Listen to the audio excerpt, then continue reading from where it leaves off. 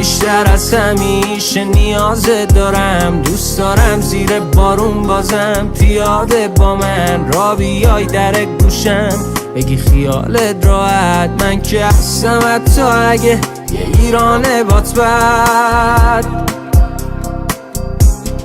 خودمو که گول نمیشه بزنم، نپریدی از سرم، یه ذرم افتاده دوباره باز تو سرم، بیام ببینم تو رو. خودمو